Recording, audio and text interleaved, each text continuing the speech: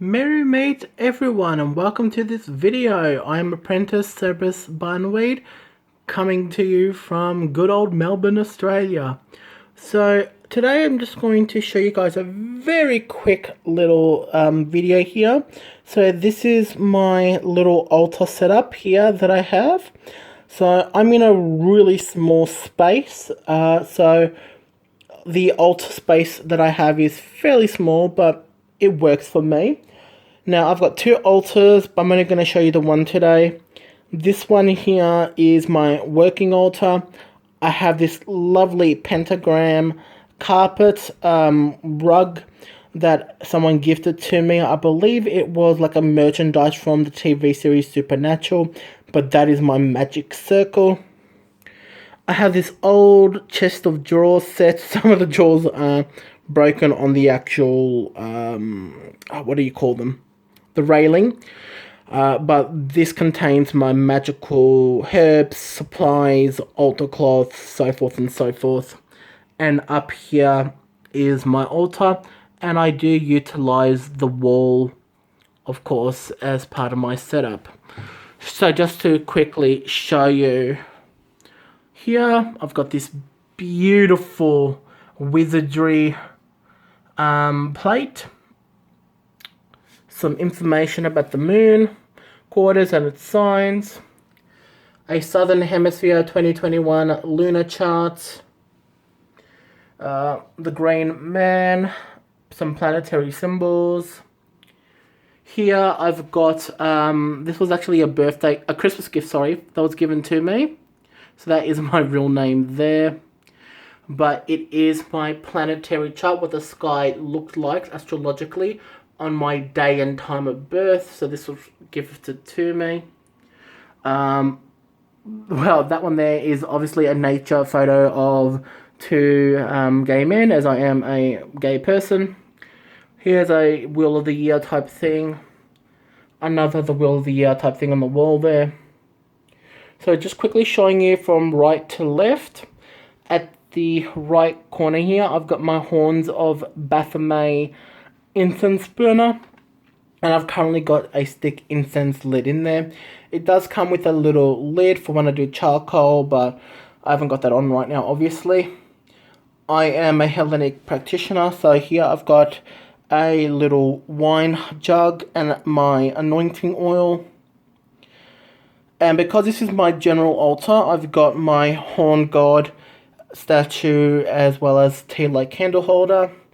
Behind there, I've got a little notebook with the pentacles on it, including the Winds Lodge symbol. This is like my little grimoire that I'm working in as I go through my grade school studies.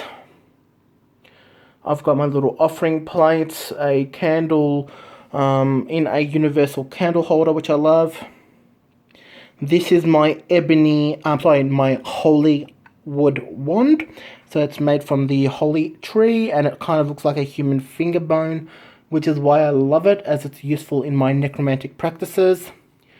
Ceramic bowls here on each side, containing salt and water for the element of earth and water, of course.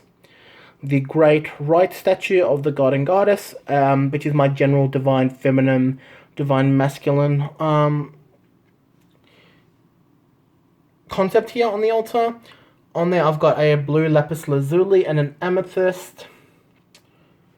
I have obviously my goddess candle holder and statue. Back here is this beautiful vase. It's a Hellenic design. Usually I'd have some flowers in there, but I've got to get some. A selenite tower, which is gifted to me. Before I show you that, so back here I have a raven skull, as I do work with raven magic, and it just so happens to be the totem animal of the Winds Lodge. An anointing oil there. My onyx chalice here, which is, actually got a working candle that I'm working with for a particular spell, the skull candle, but I've got a print out of the Pinkadus, which I use, and it's on a regular glass pentagram plate. my ritual knife. Well, I've actually got 2 ritual knives, but this is one of them. A puppet that I've made and I'm working with in conjunction with my little skull candle. I'm not going to say what it's for. Another universal candle holder. So that there is more or less my altar. But what I'm wanting to talk about today is this setup that I have here. So this is my cast iron cauldron that is on a cast iron tripod that's suspended. Now, I was discussing this today in our weekly lodge meetup. Prefect Sealer, Prefect Blue, Captain Riverdale, Vice Captain McQuaddle, and Apprentice Lux and I were all in that lodge meeting. And I was talking a little bit about how I like to use my cauldron in the traditional way. So by that I mean that a lot of modern day practitioners of magic utilize the cauldron to burn petitions in. So they may, for example, write on a bit of paper, a sigil, a intention, prayer, whatever it is, and they'll burn it in the flame and they'll drop that ash into the cauldron to contain it. Or they would, in some cases with larger cauldrons, put in there something like an eco-fuel or even methylated spirits to light on fire to create an indoor ritual fire. Some people fill it with sand in order to burn their incense in. And those are all good reasons to use a cauldron.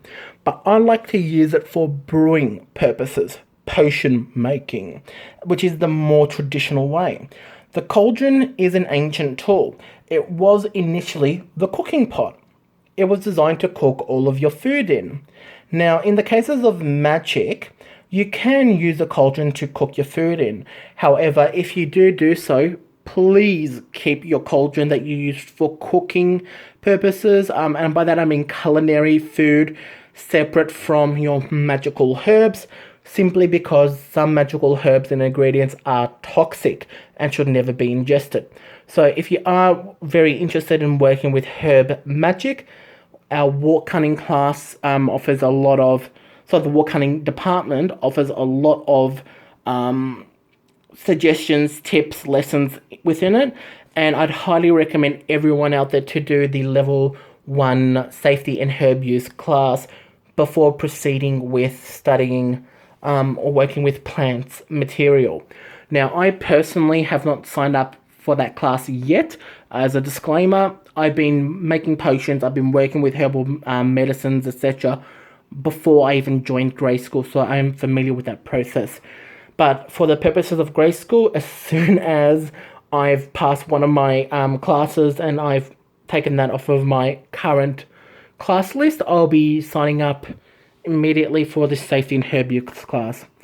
But let's go into the cauldron, right? So, this kind of setup, this is a cast iron tripod, cast iron cauldron. So you can take it outdoors, you can put it, you can create an actual little bit of fire out of timber underneath it to be your heat source. You can place it on your stove top if you have, let's say, a gas stove cooking top. If you have a Bunsen burner, you can have a Bunsen burner under it. Personally, I like to have this on my altar, and I've got here 4 tea light candles at the moment that's been elevated so then I can have the heat source closer to the cauldron. And I find that when I use the 4 tea light candles, these are 9-hour candles, that it heats up my cauldron fairly hot. So it's almost at boiling temperature. So it's almost as if it's drinking temperature for, let's say, your coffee and your tea. It does get it hot enough. Now, one of the tips that I'd recommend here is, if you are making potions in this kind of method, to have a separate cauldron for different things. So, for example, I have a cauldron purely for culinary purposes only. It's way bigger than this. And that one there is my cooking pot. I only use food grade ingredients for this. My vegetables to make my soups, stews, that kind of thing. So your culinary herbs. I have another cauldron that I use for my potions that that I can take internally. So this one here would be things like my teas. So if I'm doing a psychic work and I want to make some mugwort tea, or even a healing tea, I have a pot specifically for that. I've got another pot that is used for skin application. So that is stuff like your anointing oils. So what I sometimes do with my anointing oil is I fill a cauldron about this size with the oil, put in the herbs that I want, put the lid on, and the residue heats the oil quite high, not too boiling or anything like that, but it goes quite a high temperature. It's very warm with oil, and that way the herb matter gets heated into the oil, and I use that to anoint my objects, to anoint my skin if it's a skin safe oil such as lavender, for example, and I'm good to go. But then I've also got another cauldron, and that cauldron is used for toxic substances. So if I'm making something like a doom oil, DUME, which stands for death unto my enemies, it's a hoodoo oil that contains quite toxic ingredients. Things such as belladonna, for example, crushed redback spider, which is one of the venomous spiders here in Australia. So you wouldn't want to use the same cauldron for everything. There is a reason why, especially for cast iron. Cast iron is porous, the metal. So as it heats, the pores of the cast iron expands. As it cools, it contracts.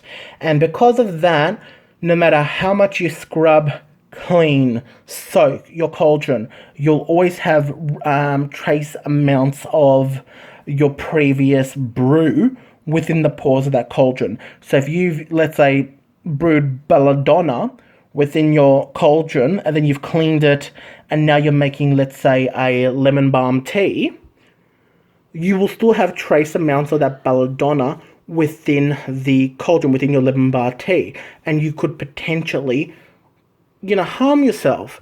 So it's really important that you have different cauldrons, in my opinion, for different purposes. Now, in the cases of water brewing, what could you use it for? And some tips about using this kind of setup.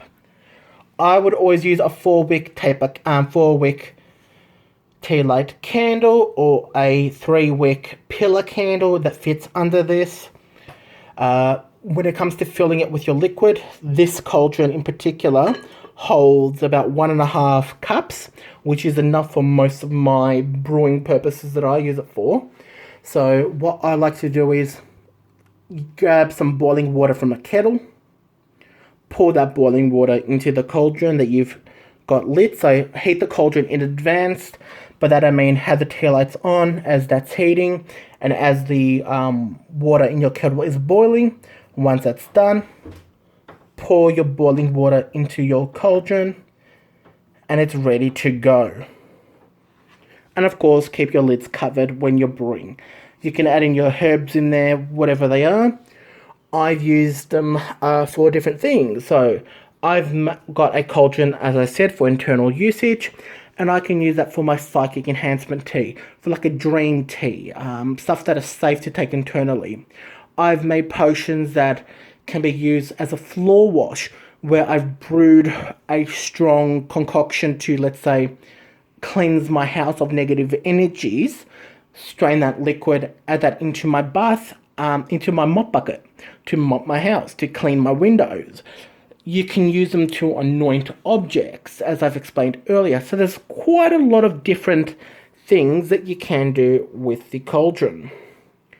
One of the other things that I like to do is I like to grab my wand, and as I am brewing something, I like to circle the energy. So because this cauldron here, I'm not going to circle like this. It's kind of awkward with this size tripod. So what I like to do is circle above it, working the energy and going in the direction of my potion's purpose. So if I'm drawing something in, let's say I am drawing in love energy. If I'm making a love potion, I would go Dear Soul. which is in the southern hemisphere, anti-clockwise. In the northern hemisphere, it is clockwise, so that's the path of the sun. And I may say a chant or something like that. Now, as I do work both with spiritual entities, in particular the Hellenic path, I may say a chant, for example, as Aphrodite, hear my plea, bring love and desire unto thee. Or whatever it is that I want to do, right? And as I'm doing this, I'm circling, putting my energy through the wand, circling this energy around as my potion is brewing. And when I feel that climax of energy, I then draw this energy down and I thrust it into my pot, into my cauldron, thereby imbuing that potion. So there's a lot of different ways that you can use this. So I hope that this video was enjoyable. I hope you got some little tips and tricks on cauldron magic, as well as how you may set up an altar of your own. Blessed be.